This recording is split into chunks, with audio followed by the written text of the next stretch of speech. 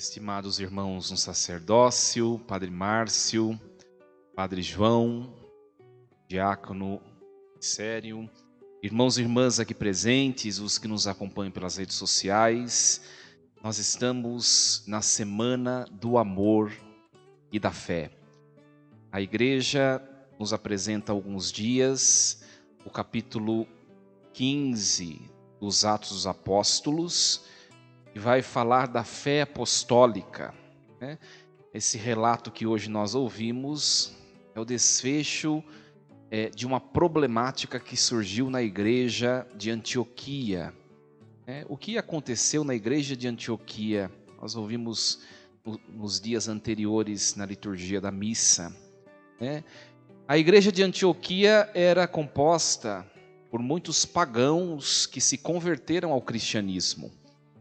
E também haviam ali os judeus que se converteram ao cristianismo. E os irmãos judeus, alguns deles, queriam obrigar os pagãos a se submeterem à prática ritual da circuncisão. Acredito que todos saibam o que é circuncisão, né? Quem não sabe, pesquisa em casa depois, google.com, tá bom? Circuncisão, uma ritualidade judaica.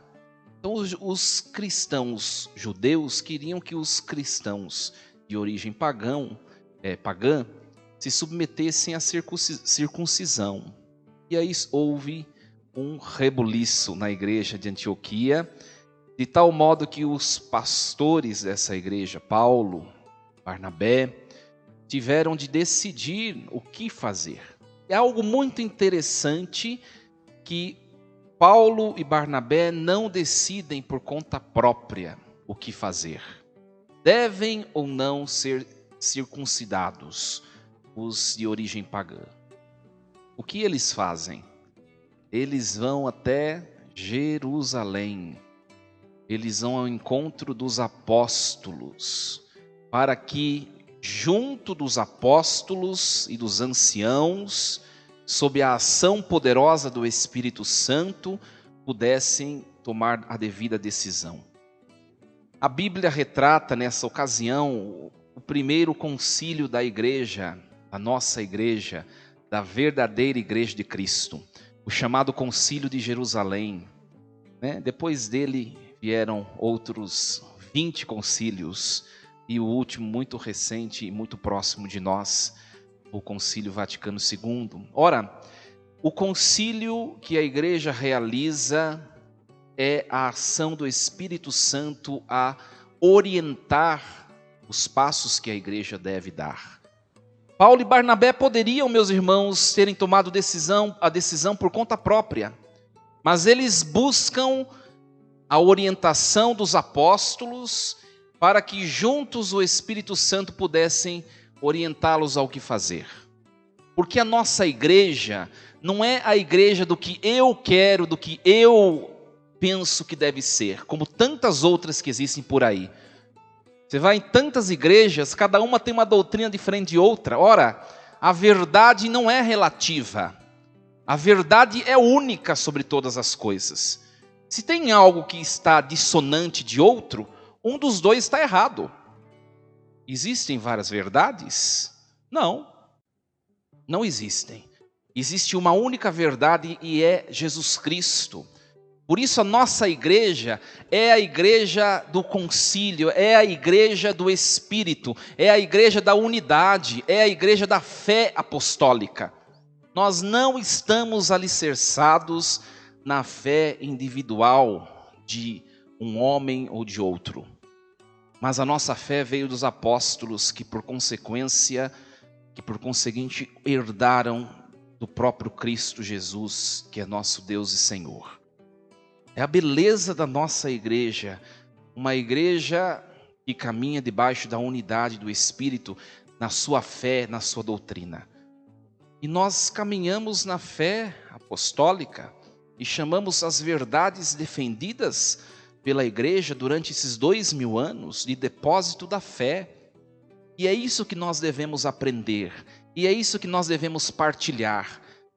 Tanto se falam tantas coisas hoje em dia por aí, nos encontros cristãos, nos encontros católicos, mas uma coisa só é essencial: a fé, as verdades ensinadas por Cristo para a sua igreja e que foram guardadas pelos apóstolos.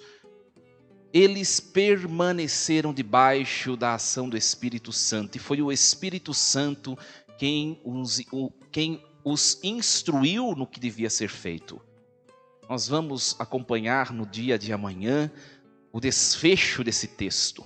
E eles vão dizer amanhã, vocês vão escutar: o Espírito Santo e nós decidimos. Não fui eu, não foi Pedro, não foi Tiago, mas foi o Espírito Santo e a igreja.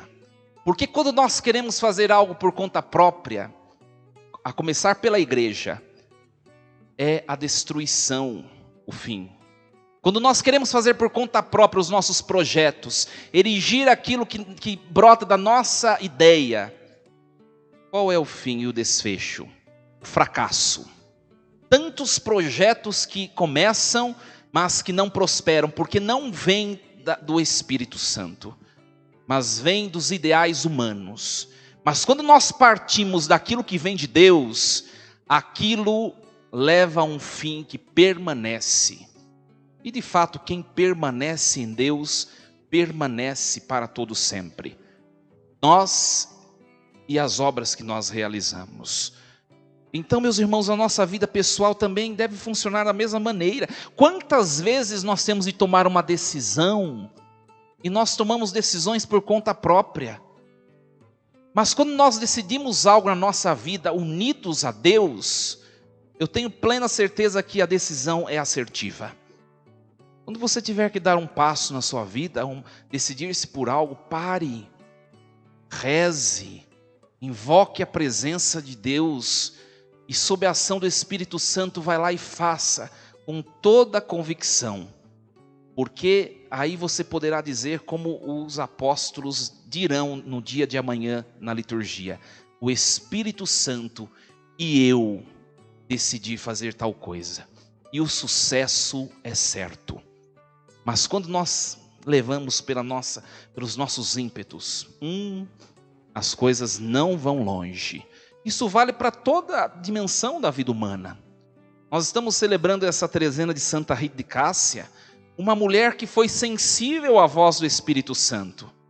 Sempre teve o desejo, me parece, de seguir a vida religiosa, mas parece que ela ouviu a necessidade de passar por aquela experiência do matrimônio. E assim ela o fez, ela enfrentou o que tinha que enfrentar, para que no final, no desfecho dessa sua caminhada, ela pudesse realizar de maneira muito melhor e mais primorosa a missão de religiosa. Porque na vida, tem momentos da vida que não acontecem as coisas como nós queremos. Nós temos que aprender a esperar. Paulo e Barnabé puderam, nesse texto dos Atos dos Apóstolos, provar isso, né? Eles tinham de decidir algo que era urgente, porque a confusão estava instaurada na comunidade, mas eles não fizeram na confusão do seu ímpeto. Eles foram até os apóstolos e fizeram como deve ser feito. Nós também, nós possamos na nossa vida, em cada passo que formos dar, meus irmãos, mergulhar por meio da fé no amor de Deus. Ora, a fé, o amor, a esperança são virtudes teologais que nos fazem achegar-nos a Deus, e elas caminham juntas. Hoje a grande temática é a fé, não é verdade? E a fé é exatamente essa ponte, este motor que nos impulsiona ao amor de Deus. O amor é o nosso fim último. Nós estamos acompanhando também o capítulo 15 do Evangelho de João, que é o episódio da última ceia, o discurso, a parábola da videira verdadeira, né? E é muito bonito isso. Eu sou a videira verdadeira e vós sois os ramos. Esta videira verdadeira que é Cristo, que comporta os seus ramos, que são seus membros, é a igreja. é a igreja única de Cristo na qual nós congregamos. E se nós queremos levar uma vida de realizações, não estou dizendo que não tenha cruz, porque a cruz é algo necessário que muitos querem dela prescindir, mas quando nós mesmo diante das cruzes da vida estivermos unidos a este tronco que é Cristo, nós com certeza, meus irmãos, enfrentaremos de maneira muito melhor as adversidades, as cruzes. Então, nós estamos nessa semana do amor, para que nós bebamos desse amor, que é esta seiva que sai do tronco e chega nos ramos. Nós precisamos estar unidos, conectados ao tronco. O alimento do ramo não chega até ele se ele não estiver enxertado no tronco. Um ramo que não esteja junto ao tronco, ele seca e ele morre. Se nós não nos unirmos a Deus, se nós não nos unirmos a Jesus Cristo, nós não subsistiremos. As nossas relações, porque hoje em dia tantas relações estão fracassando, porque não estão unidas à fonte da seiva, brota do tronco, e esta seiva é amor.